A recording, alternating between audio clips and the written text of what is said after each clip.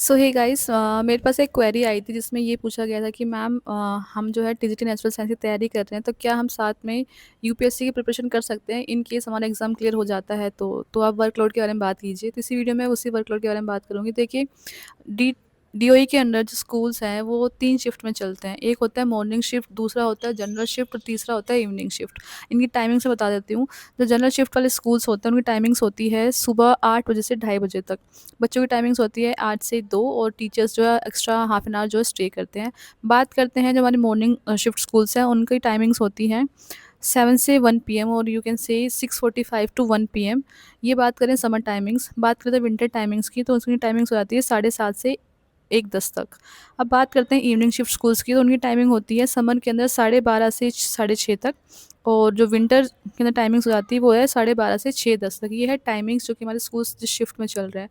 अब आप मिनिमम ये मान के चल लीजिए कि आपके 6 से साढ़े 6 घंटे जो है स्कूल के अंदर जाएँगे ही जाएँगे।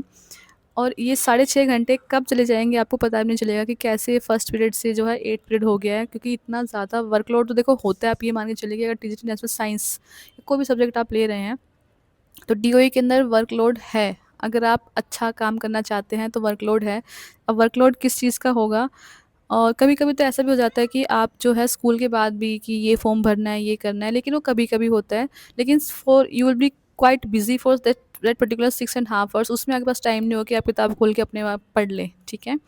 और बिज़ी आप कहाँ रहेंगे? देखो, पढ़ाई करानी है, उसके साथ बहुत सारे चार्जेस होते हैं, उसके साथ बहुत सारी ड्यूटीज़ आपको होती हैं। मीनवाइल बीच-बीच में बहुत सारी ट्रेनिंग चल रही होती हैं।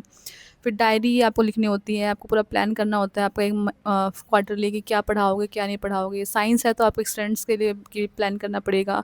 क्लास टीचर आपको बना दिया जाएगा तो वहाँ आपकी उसकी अलग ड्यूटीज़ हो जाएगी।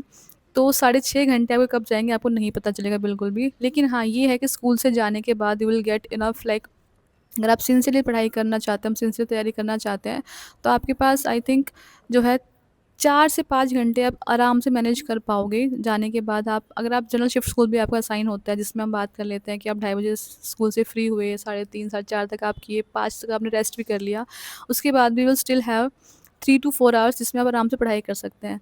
तो डिपेंड करता है कि आप पे कि क्या कितना सिंसियरली आप तैयारी करना चाहते हैं। आई थिंक जो तैयारी करना चाहता है उसके लिए 4 से 5 घंटे डेली के अगर निकल रहे हैं तो they are more than enough. So this is all about workload.